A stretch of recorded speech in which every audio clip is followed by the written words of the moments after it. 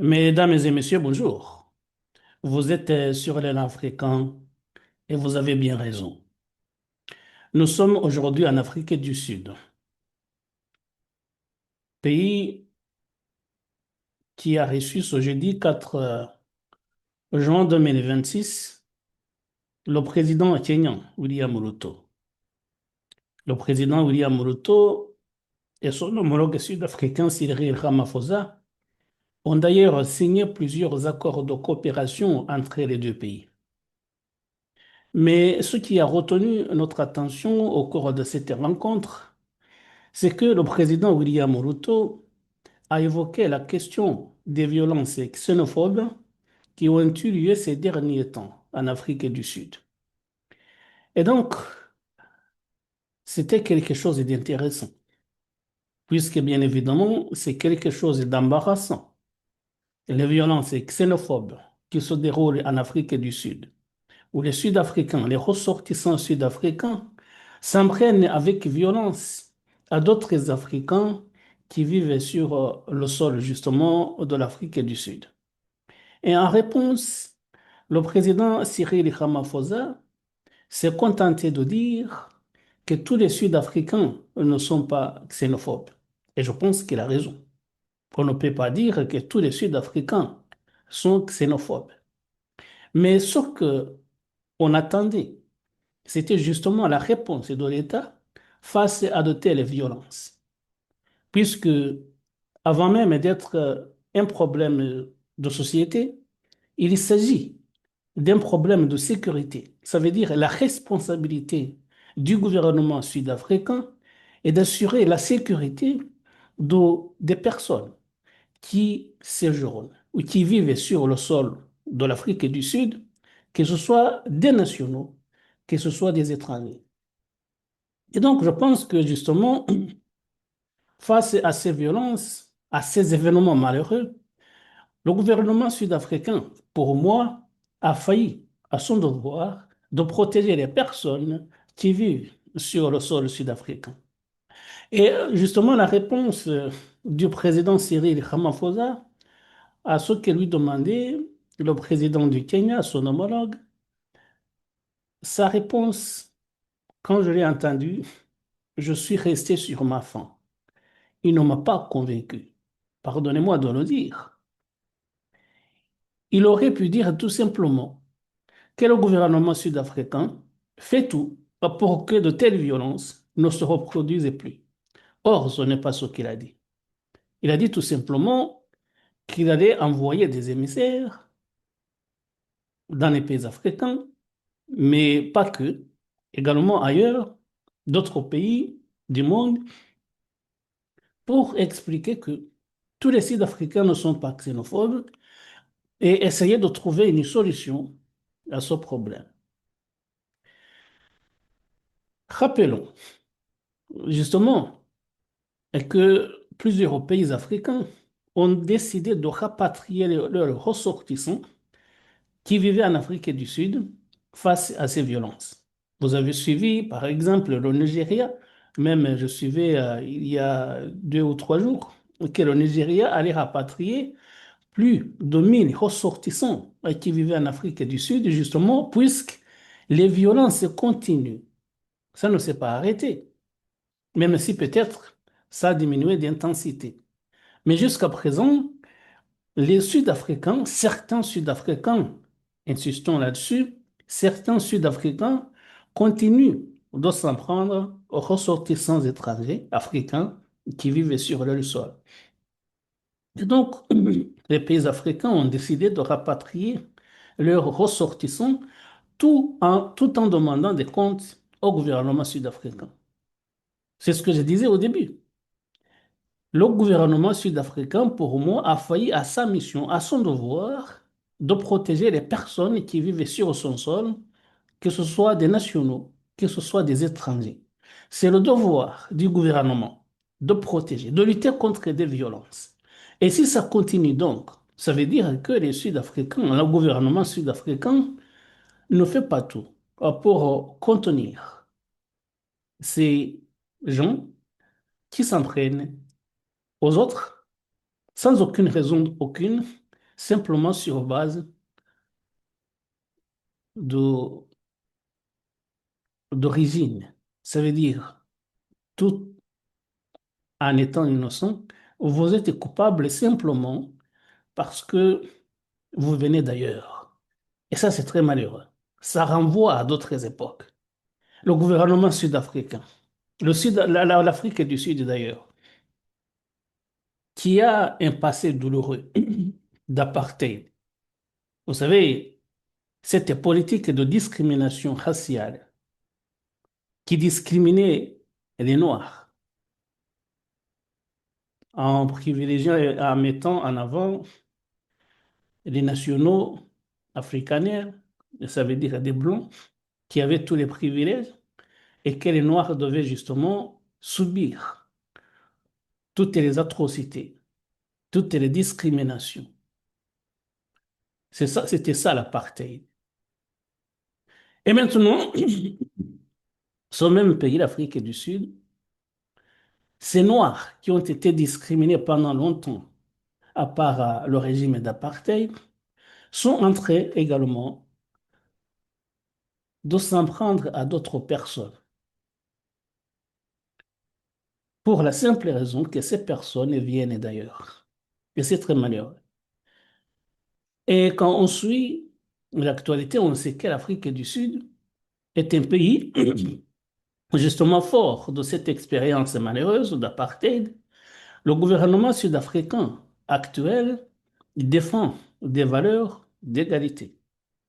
Et c'est pour cela d'ailleurs que ce gouvernement a traîné devant la justice internationale Israël qui l'accuse de commettre un génocide à Gaza.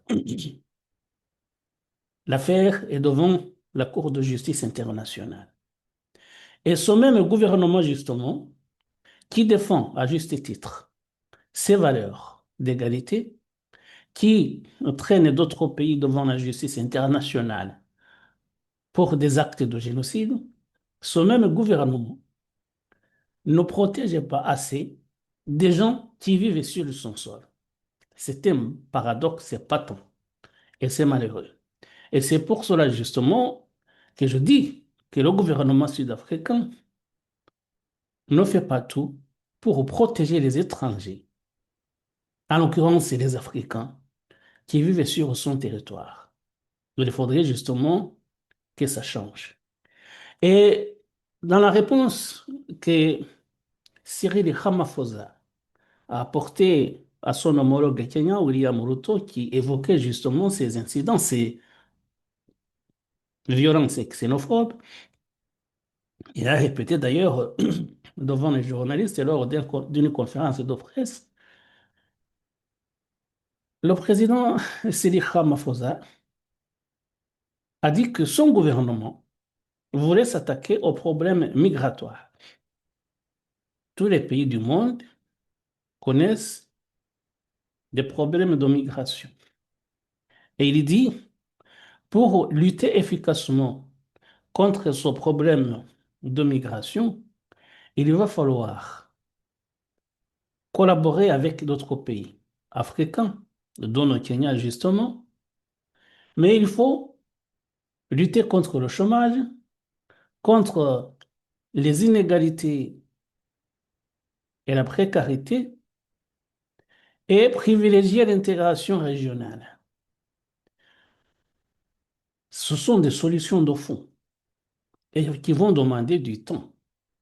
Bien sûr, si vous luttez contre les inégalités, si vous prenez des mesures pour lutter contre le chômage, c'est très bien. On va vous féliciter pour cela. Parce que justement, trouver du travail aux autres, aux nationaux, mais également aux ressortissants étrangers qui vivent sur votre sol, c'est très bien. Et il dit, on va le faire en concertation, en collaboration avec d'autres pays africains. C'est très bien. Mais ce que je dis ici, même si ce sont des mesures concrètes, des mesures de bon sens, mais ce sont des mesures qui demandent du temps. Quand on dit qu'on va lutter contre le chômage, ça ne va pas se faire en 3 mois.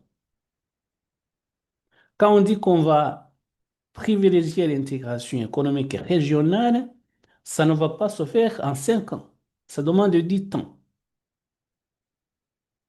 Donc, c'est bien qu'on prenne ces mesures de lutter contre le chômage et les inégalités et le sous-développement.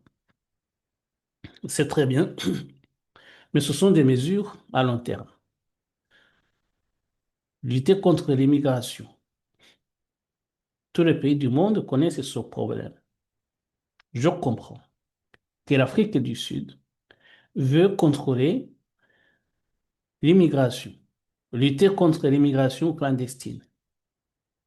Tous les pays du monde connaissent ce problème, surtout les pays occidentaux. Et ce n'est pas étonnant que l'Afrique du Sud, qui est la première économie africaine, attire des gens venus d'autres pays africains à la recherche d'une vie meilleure. C'est tout à fait normal. Mais ce qu'on demande au gouvernement sud-africain, c'est que ces gens qui arrivent sur son territoire puissent être protégés. Vous luttez contre l'immigration, c'est très bien. Vous prenez des mesures en collaboration avec d'autres pays, c'est très bien. Mais protégez d'abord les gens qui vivent sur votre sol. C'est ça qu'on demande. Il est quand même malheureux de voir que ces gens, les Sud-Africains noirs, longtemps maltraités par leurs compatriotes blancs, maintenant s'entraînent, on voit qu'ils s'entraînent eux-mêmes à des gens qui ne leur rien fait de mal, simplement puisqu'ils sont d'origine étrangère. Et il faudrait justement que le gouvernement sud-africain arrive à protéger les gens qui vivent sur leur sol. Et donc, le président sud-africain a dit qu'il allait envoyer des émissaires un peu partout dans le monde, surtout en Afrique, pour expliquer le problème de migration, mais surtout pour essayer de voir ensemble avec ces pays-là comment lutter contre des violences xénophobes. Vous savez, l'Afrique du Sud, qui est un pays normalement entretenant de bonnes relations avec d'autres pays, maintenant l'Afrique du Sud est en froid avec la plupart des pays africains à cause de ce problème de xénophobie. Et justement, c'est malheureux. Si le Nigeria, le Ghana, mais également, j'ai vu le Mozambique également le Mozambique qui est un pays voisin de l'Afrique du Sud, ils condamnent tous ces pays-là, condamnent évidemment ces violences xénophobes. Et la plupart de ces pays-là, en l'occurrence le Nigeria, le Ghana, ont décidé de rapatrier leurs ressortissants. Et l'Afrique du Sud, par le biais de son président, Cyril Ramaphosa, dit simplement que tous les Sud-Africains ne sont pas xénophobes. Oui, bien sûr. Personne n'a dit que tous les Sud-Africains sont xénophobes. Mais il y a des xénophobes en Afrique du Sud et il faut faire tout, le gouvernement doit tout faire pour les empêcher de commettre des actes de violence à l'encontre des ressortissants étrangers. C'est ça qu'on demande au gouvernement sud-africain. Tous les Sud-Africains ne sont pas xénophobes. On en est conscient. Mais les xénophobes qui sont sur le sol sud-africain doivent être combattus. Et jusqu'à présent, justement, si les pays africains continuent de rapatrier les ressortissants, c'est qu'ils savent que les violences continuent. Et si les violences continuent, c'est que le gouvernement sud-africain ne remplit pas sa mission principale d'assurer la sécurité des personnes vivant sur son territoire. Alors, je sais bien que c'est une page de diplomatie qui s'ouvre justement avec les propos du président sud-africain d'envoyer des émissaires un peu partout. Mais avant, Il faut que ce problème soit résolu. Le problème d'immigration, justement, il faut qu'on en dise un mot, c'est que, je le disais tout à l'heure, l'Afrique du Sud était l'une des économies les plus prospères sur le continent africain. C'est d'ailleurs la première. Et donc, les pays de l'Afrique australe, orientale, mais également qui viennent des pays un peu lointains, vont chercher du travail en Afrique du Sud, puisqu'il y a des usines, il y a des industries, il y a beaucoup d'entreprises qui peuvent offrir du travail. C'est pour cela que les gens y vont. Mais même ceux qui veulent faire des affaires, l'Afrique du Sud offre plus d'opportunités que la plupart d'autres pays africains. Et donc, c'est normal que les gens aillent en Afrique du Sud. C'est tout à fait normal. Rien d'étonnant pour ça. Et donc, il y a beaucoup de ressortissants africains qui sont en Afrique du Sud. Et ce sont ces gens, maintenant, qui sont la cible des xénophobes sud-africains. Et c'est pour cela, justement, que je dis que le gouvernement doit les protéger. Mais il y a également d'autres Africains qui sont en Afrique du Sud pour des raisons politiques. On le sait, bien entendu, en Afrique, il y a beaucoup de problèmes politiques. Il y a des réfugiés politiques en Afrique du Sud. Et justement, je me demande comment ces gens, s'ils sont victimes de ces violences, vont faire. Le Nigeria va rapatrier ses ressortissants qui sont en Afrique du Sud pour des raisons que je viens d'évoquer, économiques et surtout. Le Ghana, pareil, d'autres pays de la région vont le faire, mais quid des, des réfugiés politiques? Parce qu'il y en a beaucoup. Il y en a beaucoup, il y a beaucoup de réfugiés politiques venant euh, des pays de l'Afrique centrale, mais également de l'Afrique orientale et australe. Eux ne peuvent pas être rapatriés, puisque par définition, si vous êtes réfugié, vous ne pouvez pas retourner dans votre pays d'origine, à moins que justement les raisons qui vous ont fait fuir ont disparu. Et ceux qui s'entraînent justement en ressortissants étrangers ne font pas la distinction entre ceux qui sont là pour des raisons économiques et ceux qui sont là pour des raisons politiques. Et justement, les émissaires sud-africains qui vont être envoyés dans les pays africains, mais également dans d'autres pays du monde, doivent traiter la question avec les gens à qui vont les recevoir. Mais avant ça, justement, il faut que le gouvernement sud-africain, et j'insiste encore une fois là-dessus, arrive à assurer la sécurité des gens qui sont sur son sol. Ça veut dire, avant de parler diplomatie avec les pays qui ont rapatrié leurs ressortissants, il faut d'abord assurer la sécurité de ceux qui restent.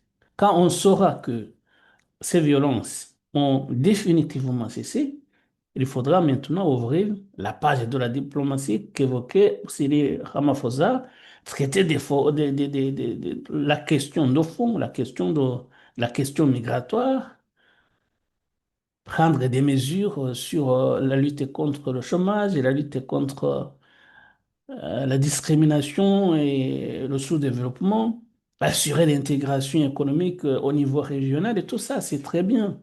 Mais d'abord, protéger les gens qui sont sur votre sol et puis le reste viendra après. Et voilà, mesdames et messieurs, c'est ce que nous voulions dire aujourd'hui. Nous voulions évoquer ces violences xénophobes qui se déroulent en Afrique du Sud. Et j'espère que le problème sera résolu le plus tôt possible. Mesdames et messieurs, merci de nous avoir prêté attention. À très bientôt pour d'autres sujets. Bon dimanche à tous.